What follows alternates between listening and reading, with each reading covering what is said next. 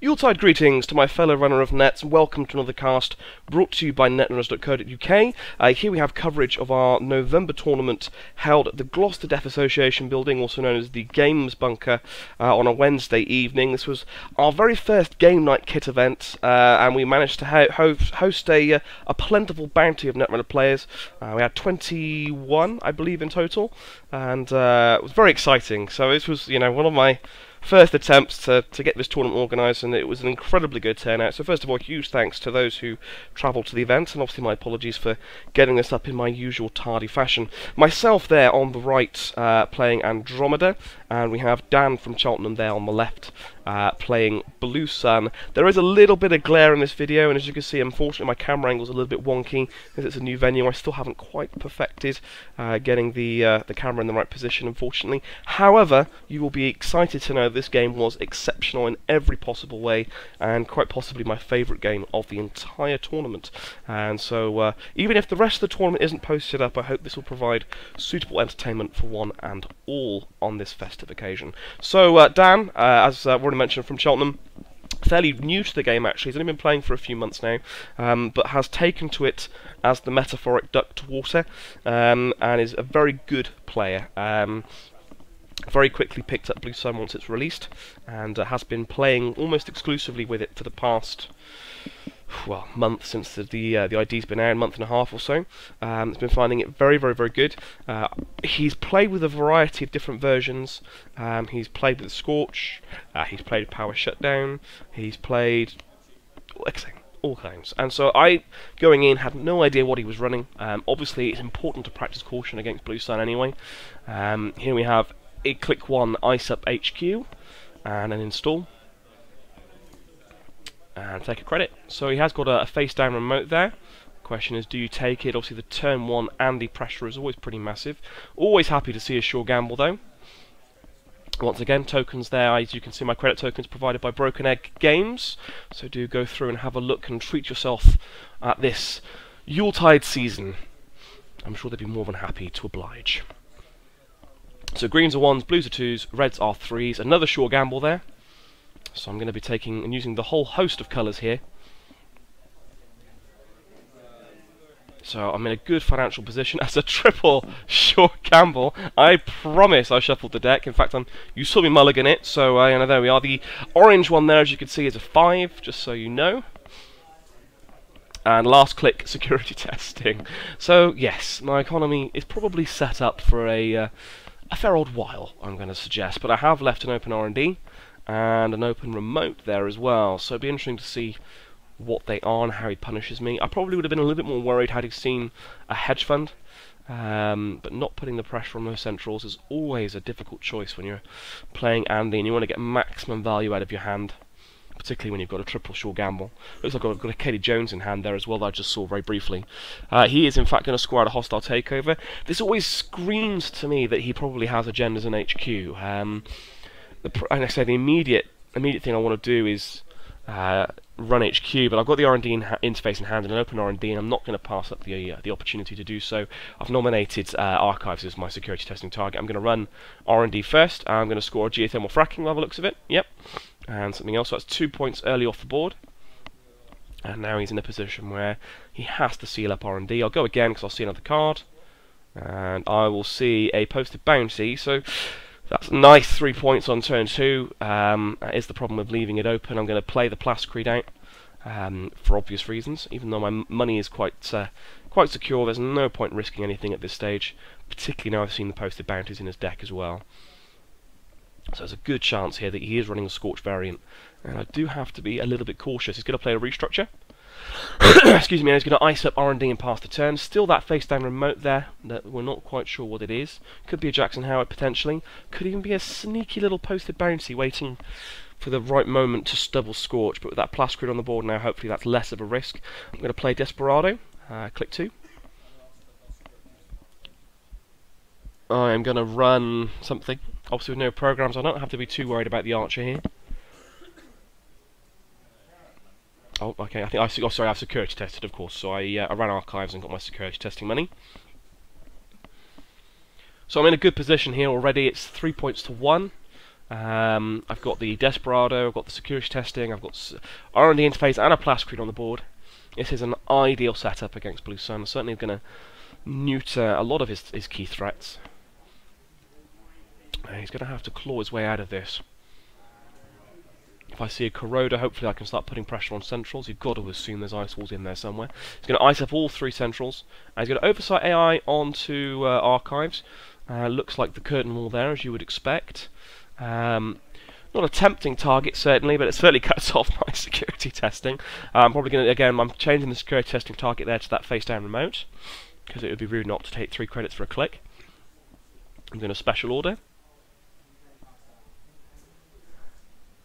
And the temptation here is to try and shut down that curtain wall. And I'm going to actually get the Corroder. Okay, well that is a surprise. I do also have a breach in the deck, which is actually pretty good at breaking curtain walls, and so I'm surprised I didn't go in and find that. I went for the Corroder instead. Possibly a mistake, though obviously it does allow me to apply pressure on centrals if he starts sticking ice on those.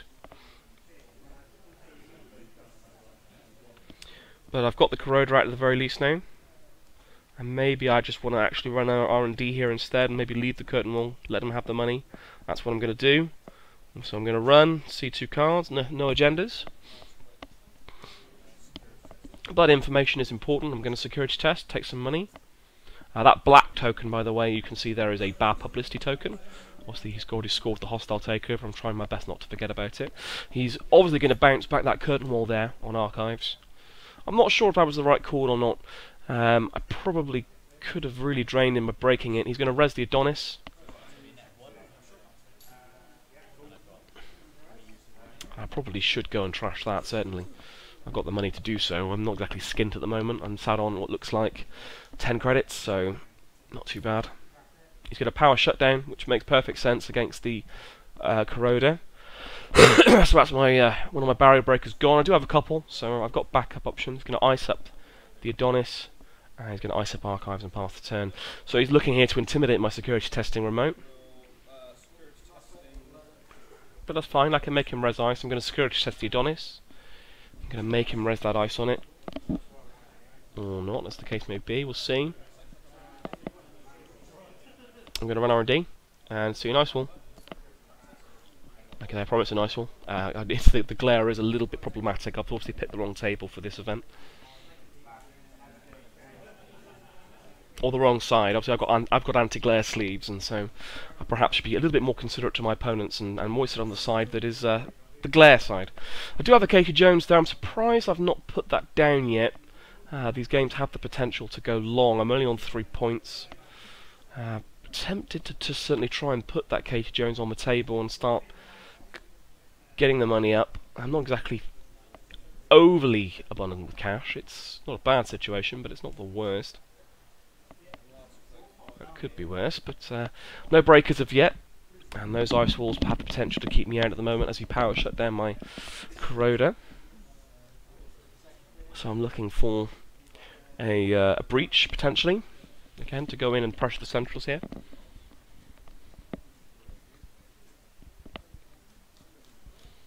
And Dan just giving some thought here as to whether he wants to bounce the Adonis back after taking some money from it. Oh no, sorry, it's me. I'm holding play up here. I'm actually going to go in special order. And presumably go and find the breach. Yep, and there it is, one of the next cards. So, again, you kind of want something to protect the breach in any kind of deck with a power shutdown. You want the ability to put a fairy down or a data sucker or something of that ilk to just keep it safe and keep it on the board, make him work for those power shutdowns at the very least. Hopefully I do that, because it, you know, the criminal decks do have good defences for power shutdown, although they're not quite as breaker redundant as a shaper deck would be. They do have the ability to stop the power shutdowns in the first place. So lots and lots of money. He's going to ice up R&D. He's going to hedge fund. Excuse me, still suffering with a cough for those of you keeping track. I'm going to play the data sucker. So there it is, in fact. I'm guessing the next one is to play the breach. Nope, I'm going to draw.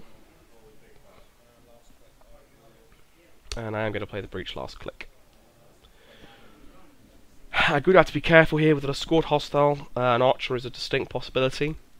I'm pretty sure at some point in this game as well I did see a Taurus on top of R&D or an HQ. Another card that you've got to be careful of. Potentially using the Plascreed and the Desperado or the R&DI, that's not inconsiderable. He's going to bounce back the Adonis. All in all, I'm in a fairly good position here. I've got the key cards I need. It's just about whether I can keep them. Keep the remote pressure up. Make sure he doesn't sneak out a cheeky post the bounty or overscored Atlas. He was going to install. Is that the Adonis? Is it not? It's the beautiful mind games of Blue Sun. He's going to put another ice over R&D, which makes perfect sense. Now that I have the breach out and ready for action.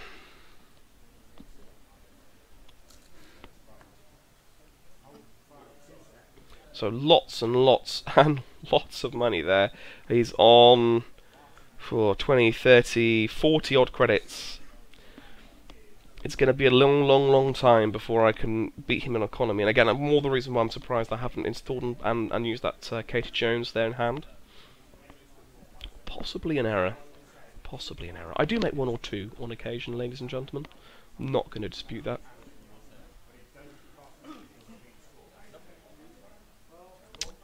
And so it's the key here. Do I try and apply the pressure onto the centrals without the fairy or a mimic? Okay, not too bad. Excuse me. And there's the Katie Jones, which I'm going to use. And again, I'm surprised that I'm putting the mimic down. I guess it's not too bad with the data sucker on the board, but I need to build up some data suckers first. Probably ideally 3, so that I can break the archer. He is in fact going to score another hostile takeover, taking him to 2 points. So I'm on 2 bad pub now. Money's certainly no issue. I'm going to security test the Adonis. First click I'm going to draw. Not sure what I'm looking for here. There's the fairy. Okay, that's what I needed. I need some money though before I do anything hasty. Oh, I think I'm doing something hasty here. Possibly a mistake. I see the Enigma. That's fine. I'm going to lose the clicker past the turn. I need some cash though before I do anything stupid. Gotta be able to break the archer. I think I'm possibly mesmerised by the sight of the Taurus. But it's fine, I'm denying him a scoring remote at the moment. Yes, okay, he's on 2 points with the hostile takeovers, but that's fine. He's still got to set up a remote and install something.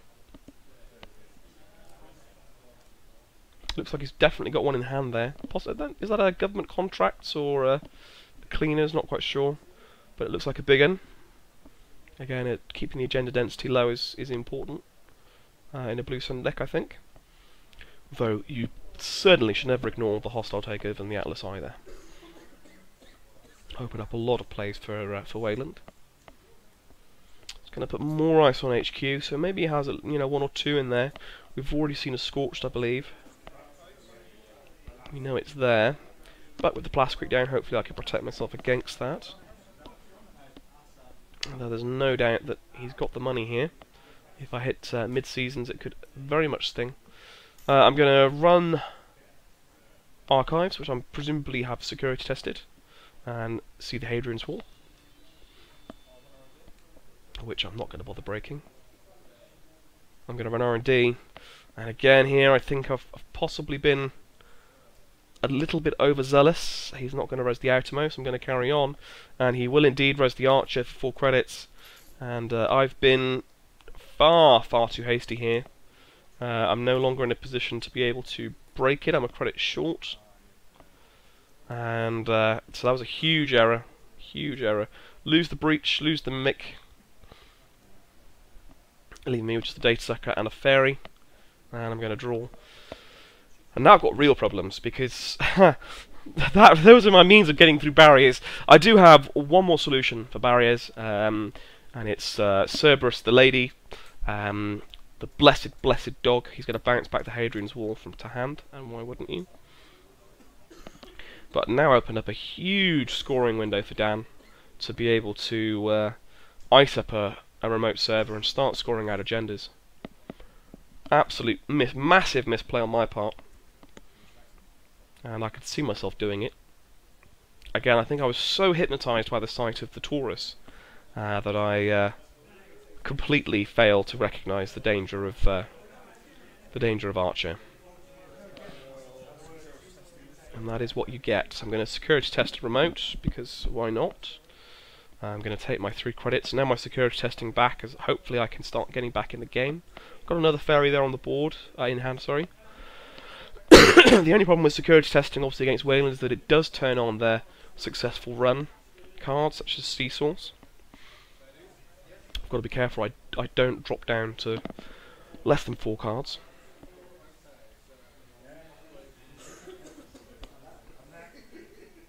But now, without any means of breaking barriers, I have a few problems, shall we say. I'm going to take a credit, and I'm going to put 3 on Katie, I believe, and then pass the turn over. Discarding something. Another security testing. And those ice walls are going to keep me out all day as it stands. He's just going to let the money drain off Adonis, which is a surprise, but I'm guessing he's probably going to try and use that remote to score something out. And why wouldn't you? I think he's got to capitalise here on this moment and try and score something out. Right. So there we go, install. Any advancements? Yep, he's going to advance as well. So possibly a geothermal fracking. Could be an overscored Atlas. Maybe an NAPD, though with bad pub. Probably not. So I'm going to security test, first click. One of the open remotes. Excuse me, ladies and gentlemen. I'm going to play a Yogg. So I've got some money, and I may have the ability to go in and take this now. I'm going to inside job that remote, and I think that is definitely the right play. I've left myself on 3 credits again here, which it could be dangerous, but no, we're fine. It's an overscored Atlas, which I'll take. Obviously I had inside job, so that's fine. I knew what was coming, and that's not a bad play. I've still got 9 credits there on Katie Jones. I'm going to draw, just making sure I don't dip below 4 cards, because I was on 3 then. And denying him that overscored Atlas, not a small deal at all. Taking me to 5 points, so match point effectively, but there's the mid-seasons. And there is absolutely no doubt here that I'm going to be taking all the tags in all the world. That Katie Jones is going to go pop. And there's not a huge amount of math to be done here. He's got such a stupid amount of money. And again, the problem here is that he's going to effectively decimate my economy. Security testing Katie Jones gone, leaving me only with a Desperado. And I'm going to take all the tags. I'm not sure exactly how many tags it's going to be. I think it's going to be around about 10. Yep, that's what I've put there. So I think I've got 11 or 10 or 11 tags. And he's going to trash the Katie Jones, obviously. Leaves the security testing, which is a surprise. I think that putting me smack bang in an economic pit right now is probably the right way to go. Particularly because I'm on 5 points and now Dan's only on 1, of course, because of the sacrificed hostile takeover. He's going to restructure. And he's going to pass the turn. So he's left the security testing, and as I say, that's a shock. I certainly wouldn't have. Possibly a misplay there, because I'm obviously going to run and take 3 every day of the week until he trashes it, which I'm going to guess is going to be next turn.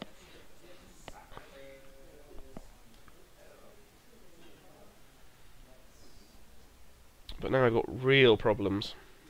Got a Fem, so we've still got a means of getting into a server, but also using a Femme Fatale on an ice wall, not exactly ideal.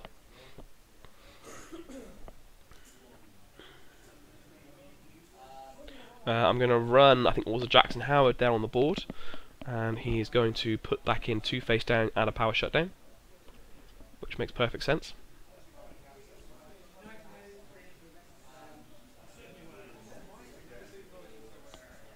This is certainly very precariously positioned at this stage. I'm going to draw.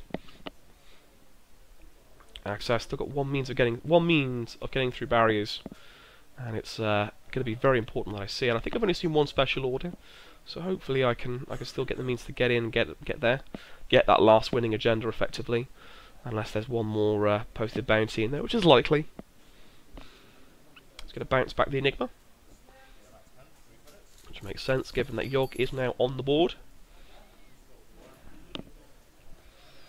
Yogg is a very strong card once again now because of the Blue Sun matchup. A lot of Blue Sun players playing with Data Pikes and Enigmas, and it's a card that's come back because of the ability to bounce it back and regain the losses. But it does make Yogg all the better. And he's just scored out an agenda there, I think. I think that may have been a posted bounty. Can't quite make it out, unfortunately. But that'll take him to 2 points. Left completely open there. Brilliant play. Obviously knowing full well that I was going to be security testing it, which he still hasn't trashed, which is a surprise. So again, I security test the open remote. He raises a Hadrian's, which I'm also going to bounce off. And that's fine to deny a security testing.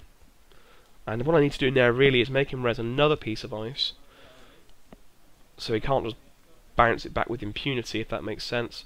So I am in fact going to run R&D, and I'm not sure what that is there. Is that a... oh crumbs, I can't quite make it out. I'm not sure if that's a Taurus.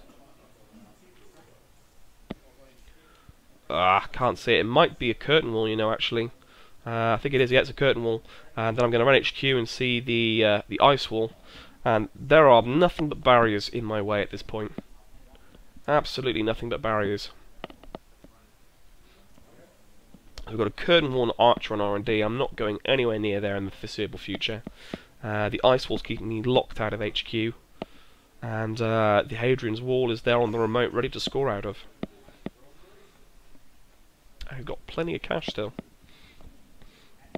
Any turn where you can res Hadrian's wall and a curtain wall and still have money left over, you know Weyland has been doing quite well.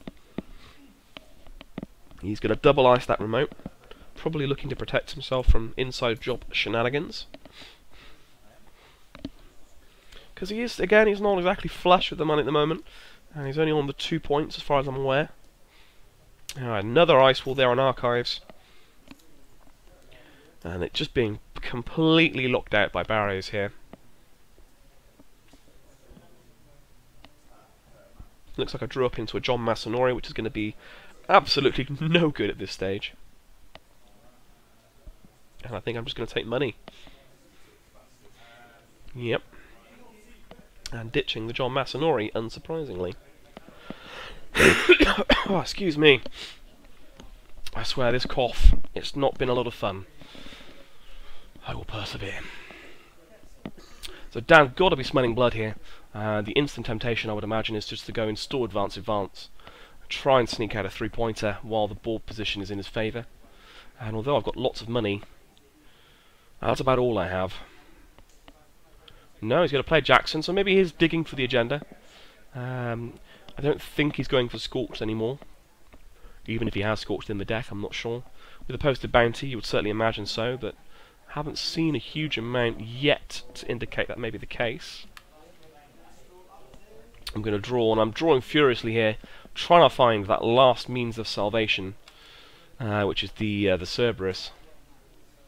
I've got a sneak door there. Again, that's not going to do any good at the moment, while I'm completely locked out of all servers due to the barrier breakers. I'm going to install another ferry, and I'm going to ditch a siphon again, which is not going to do any good, and a dirty laundry, which also isn't going to do any good. Suddenly all the economy that Andy has has fallen flat on its face because I cannot get past an ice wall. And you know, that is the power of power shutdown.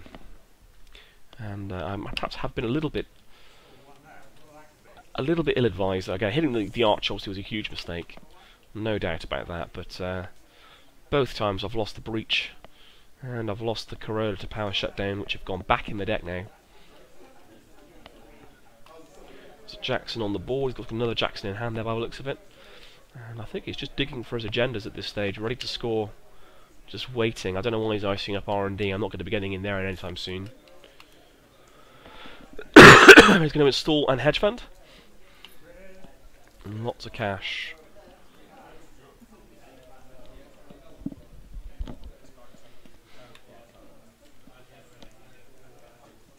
I'm feeling the pressure here. As soon as he installs and double advances, I know I've got to have issues here. So I'm drawing. Just give me something. I'm not seeing anything I need.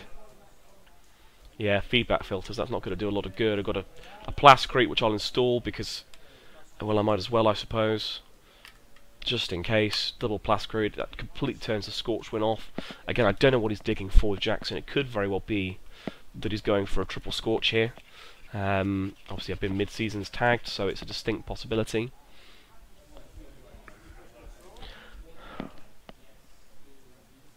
I need to match up my tokens, obviously, so it looks the same. It'd be rude not to, really.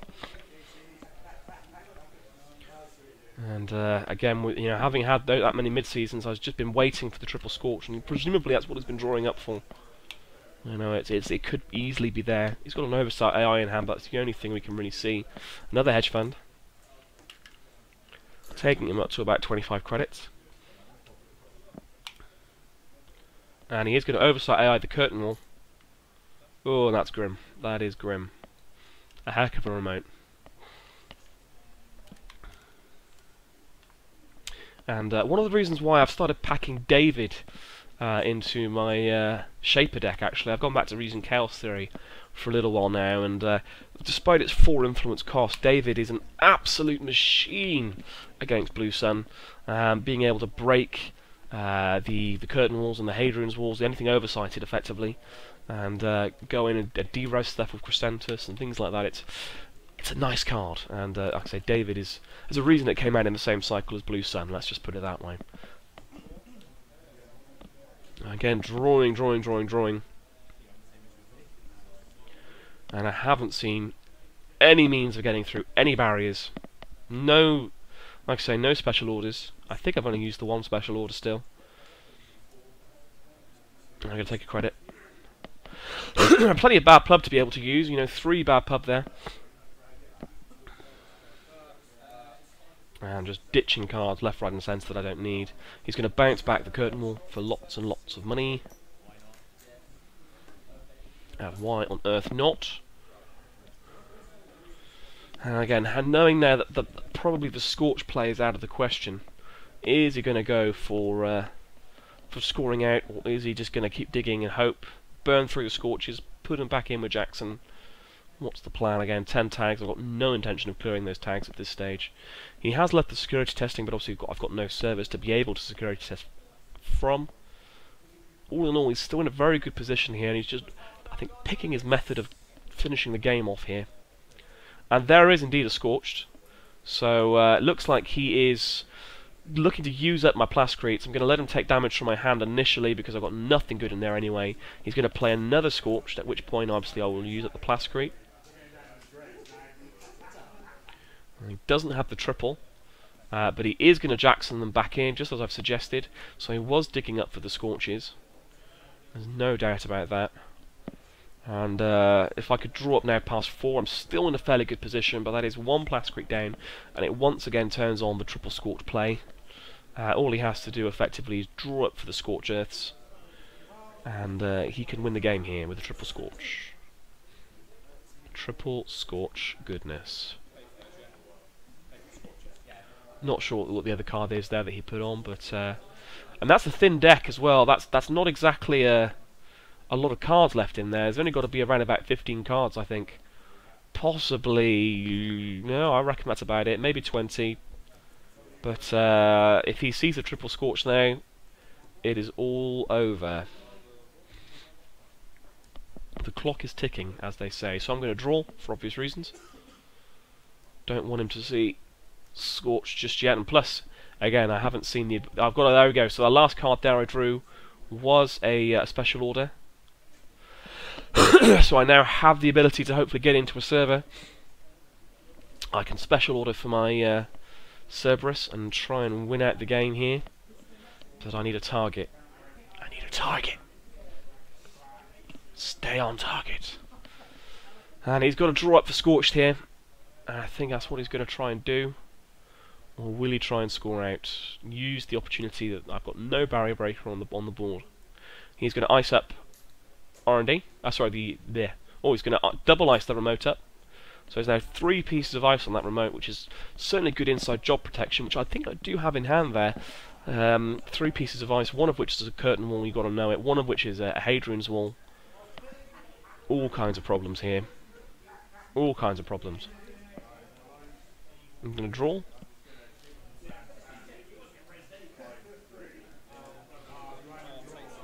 And I'm just going to take 3 credits and pass the turn. I think I'm just prepping here and hoping he's going to put an agenda down there for me to nick. I'm not sure if I can get in or not. He's going to use Jackson. But I'm just taking money in the event that he does and hoping that he doesn't see triple scorched anytime soon. There's nothing I can do about it now. I've only got 2 Plascretes in the deck, not 3.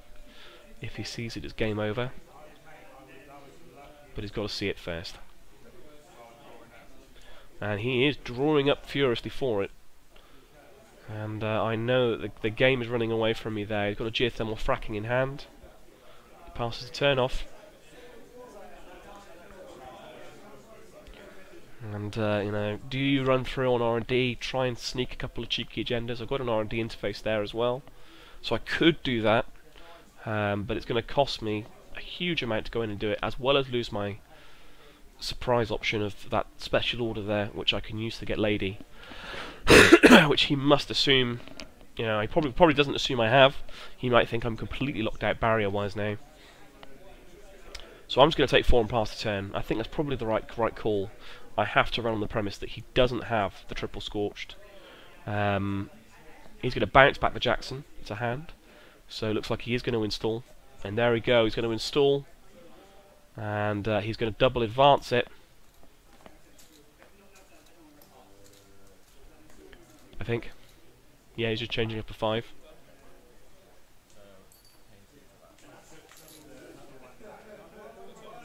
I think I'm just pointing out he needs to put advancement counters on it. Just trying to make my life difficult as a commentator. That's exactly what it is. So it is install double advance. And this is the moment. So here we go. It is special order for 1 credit. There she is. Good old lady. She's a lady. Whoa, whoa, whoa. She's a lady. So that comes on with 3 counters, which I'll install for 4. Almost forgot to do that then. So he's having a look to see what he's got. I've got 2 clicks left. And do I have the means to get in that server and score and steal for the win? Or is he going to be able to lock me out? That is the question. I'm going to take a credit, I think just as a safety precaution, if nothing else, and I'm going to inside job. So here it is. Do I have the win or not? Can he keep me out? I'm not exactly flush with money. I'm on effectively 7, 8, 9 credits. So what have I inside jobbed? That's the question. Inside job the curtain wall. Happy days. There is a Sagittarius in the middle which I can break with Fairy. And all I've got to do then is break the Hadrian's wall with the lady, which I have the money to be able to do, and I can go in and score. Do I have the money left over? Is it of an APD? Probably not. So I'll break the Taurus. I will break the Hadrian's wall for a counter and 3 credits. He's going to shake my hand, which can mean only one thing. It's a Project Atlas that was overscored, ready to find the Scorched Earth win. And that is the win, ladies and gentlemen. And what a game that was. He was a turn away from winning, effectively. All he needed to do was score out that Atlas with 2 counters, go and fetch his Scorched Earths, and it would have been toasty time. So an absolutely fantastic game there. I'm sure you agree. I had the perfect combination to be able to get into his servers, and very back and forth there for a moment. So very, very enjoyable, and kudos to Dan for playing such a tight game. In the meantime, join us over at Netrunners.co.uk, and we will see you for the next match shortly.